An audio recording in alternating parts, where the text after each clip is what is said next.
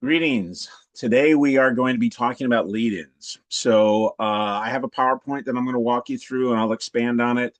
The PowerPoint itself will be available to you so that you don't have to watch the video again in order to have the access to the PowerPoint.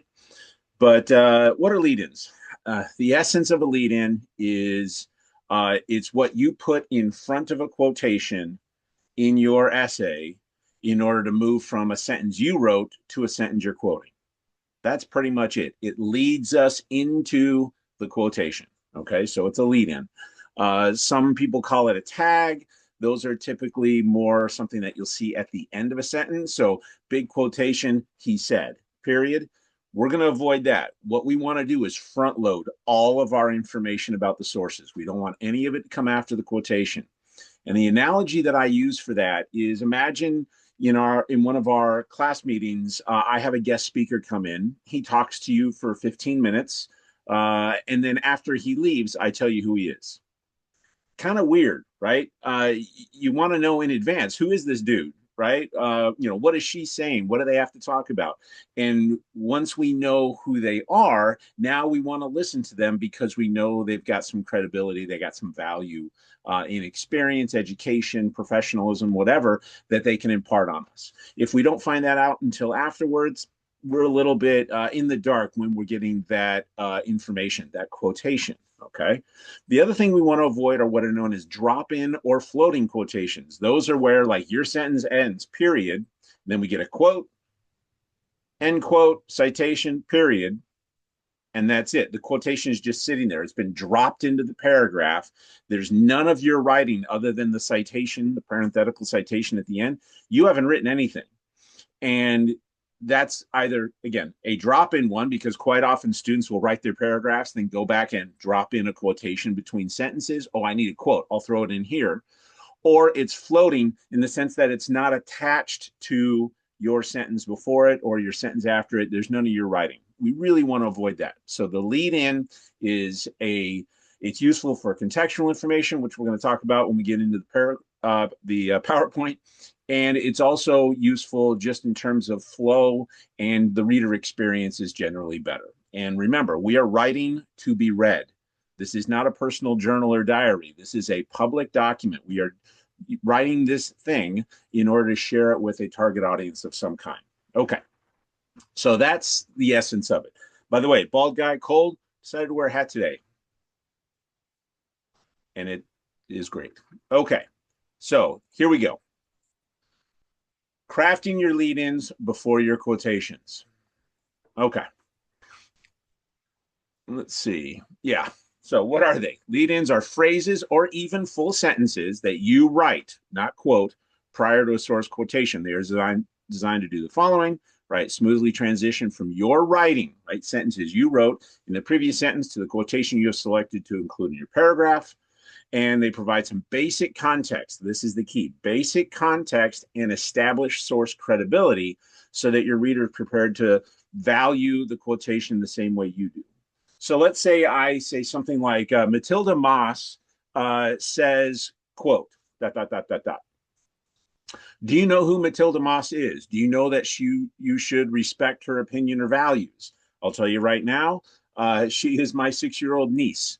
So she is a lovely, sweet little girl, but I'm not necessarily sure that we want to listen to her for a lot of advice unless it is like, apparently right now she really likes Darth Vader, which sounds ominous.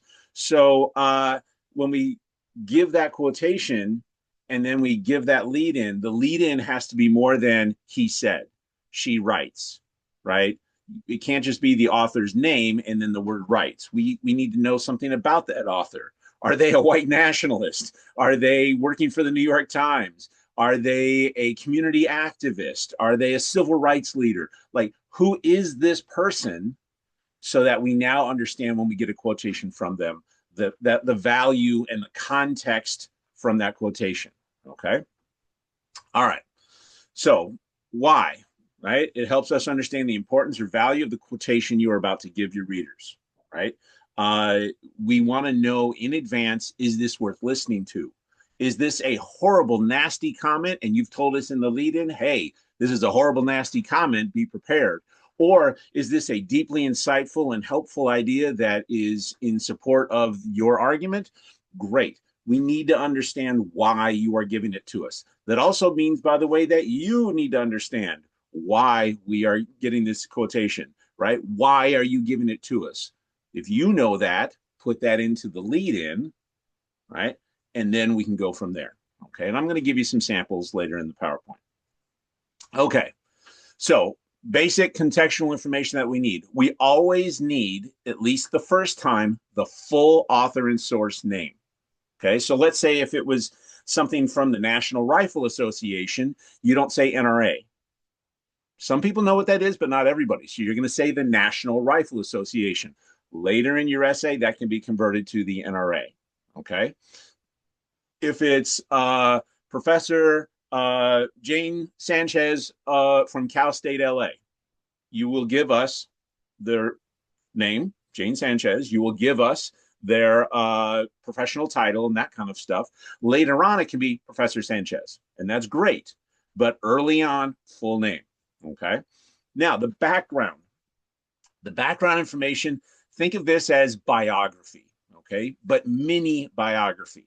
Later, I'm going to give you an example about Stephen King. I had one student who said Stephen King, author of such works as, and then listed like 15 novels by Stephen King, and then the word rights, and then a quotation. Their lead in was like 6 lines long. Insane. Okay. So most lead ins, about a line or so. Okay. So notice the example here, right? The author's background. Intel's co founder, Robert Noyce, right? Intel, for those of you that don't know, they make a lot of the computer chips that are in your laptops. This laptop that I'm recording on right now has an Intel Core i3. Okay. So when we say Intel co-founder Robert Noyce, okay, so this is a technological innovator. He is a founder of a very important technology company that has revolutionized yada, yada, yada. All good. If it's Professor Sanchez, now we need to know what kind of professor. So Professor Sanchez, Jane Sans. Ugh, I'm tired. Jane Sanchez, a professor of criminology at Cal State LA. Okay, great. That's enough, right? That's enough. A professor, good, right? Criminology or sociology or whatever, great. Cal State LA, great, right? So now there's a lot of credibility. That little bit of background tells us we should trust this person. We should listen to what they have to say. We don't have to agree, but we at least should give them the respect of being a careful listener. Okay. If you say the National Rifle Association, comma, the leading gun rights advocacy lobbying group in the country. Okay. Now we know enough. Okay. And then the quotations relationship to your claim, argument, or point.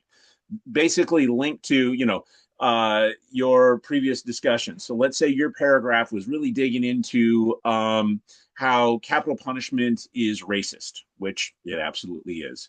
If you're black or brown, you're more likely to get the death penalty in this country for the same crime that a white guy will get 25 to life or life in prison. Okay, so you've been talking about that, and now you're about to give us a quotation from Professor Sanchez from Cal State LA.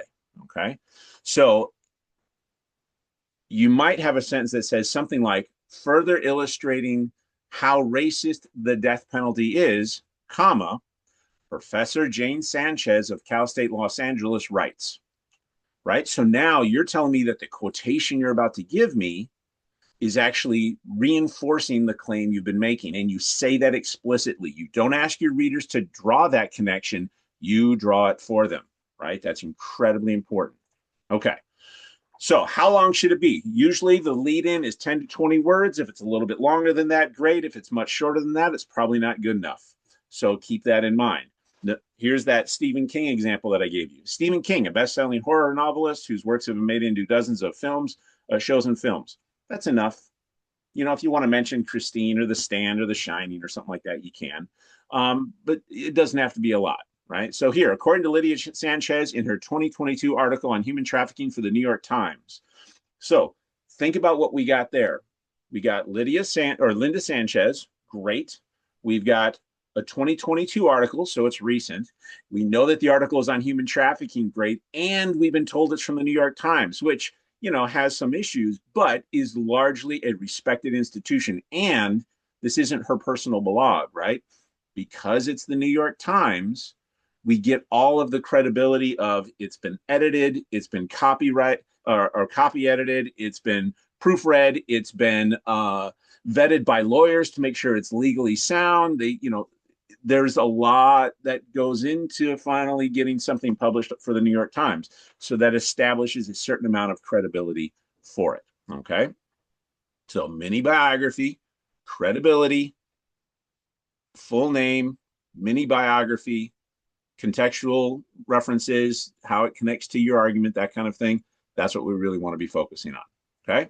So a few punctuation guidelines, right? Just there's some punctuation issues that we can get into here. So I'm going to highlight a few. Okay. No punctuation before the quote if the quote is just smoothly continuing the sentence. So notice this one is, the wolf is, quote, a major predator that had been missing from the greater Yellowstone ecosystem until its restoration in 1995. Okay, and then we get the citation at the end. So this quotation, we wouldn't say the wolf is, comma, quote. A lot of people think that, I have a typo there. There's a lot of people that think that every quotation needs to have a comma before it. That is not correct. Quite often it is correct, but it is not always correct. Sometimes there's no comma, sometimes there's a comma, sometimes there's a colon, and we're going to look at all three of those. Okay, notice the second one. After the wolf had been killed off by the end of the 1940s, it was, quote, missing from the greater Yellowstone ecosystem until its restoration in 1995, unquote. So how is that useful? Well, same thing. We're not going to say it was, comma, right? Because the sentence flows without that pause. We wouldn't say it was missing from the greater Yellowstone ecosystem, right? We're not going to have that dramatic pause. It was missing. No pause, probably no comma. Okay. Next one, use a comma if a verb of expression like writes, okay, writes, states, argues, is leading into the quote. Exception, if the lead-in also includes a that, no comma is needed. You either give me that before a quotation or the comma, but you're not going to ever give me both. Okay, so notice in these two examples, okay, the U.S. National Park Service writes, by the way, notice present tense, present tense, present tense, writes, comma, and then we get the quotation. The next one, the U.S. National Park Service writes that, no comma. Okay. Another way to think of it, notice that when you read the first one, the U.S. National Park Service writes, it's okay to pause there a little bit, writes, the wolf is a major predator, ... Okay, all good. The next one, the U.S. National Park Service writes that the wolf, right? We're not going to need to pause there because we've got that word. Okay. Use a colon. Hopefully this isn't my little thing in the corner. Hi, isn't blocking the PowerPoint too much. Use a colon. Man alive. A colon mark if a complete sentence introduces a quote. According to the U.S. National Park Service, there were then many years before wolves were reintroduced to the area. Colon, right? Why do I put a colon there? Because it's a complete sentence. I could put a period. According to the National Park Service, there were then many years before wolves were reintroduced to the area. Okay. So what am I getting in that sentence? It's just a statement. I want to give you a quote that proves that. I change the period at the end of my sentence into a colon to attach it to the quotation itself. Okay. Okay. Advisory note. Consider whether your lead-in should provide context, who wrote, said it, and when, where, and what larger source, such as what book or newspaper or website or whatever, right? Or consider if there's any information you should give before the quotation so that the reader will completely understand it. For example, if the quotation mentions a she, we have no idea who she is, make sure the reader knows who that person is. If you think they don't, you can either tell us beforehand, or you can literally replace the word she with a word in the square brackets, which are the ones up next to the P, right? On the keyboard, the square brackets, you can replace it with Professor Sanchez or whatever it might be. Okay. All right. That is it. I'm going to stop sharing. Hi. Okay. So again, what do we want to get from our lead-ins? Biography, credibility, right? Why are we getting this quote? Why is this person worth listening to? Number two, what connection does it have to your writing that you've already given us earlier in the paragraph, right? Number three, make sure that we are punctuating it correctly. If you don't in the first couple essays, you're not going to lose a dang point. Okay, I'm just going to simply say this should have been a colon, this should have been comma, get rid of this comma. I'm just going to give you that feedback, but you're not going to lose points on it. So don't panic on that. Essay four, you got to start getting that stuff right. Okay.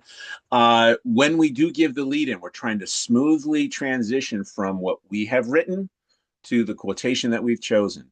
And that lead in should come in advance. We are not going to be putting it afterwards, right? That gets really awkward. We want to avoid that if we can. All right. That is it for this overview. I'm going to go fix a couple of the typos in that PowerPoint. So it won't be exactly what you just saw, but it's going to be close enough. I appreciate you guys. And as always, if something about this doesn't make sense, you can either ask me in class, via email, on Canvas, whatever. All right. We'll figure it out together. Take care.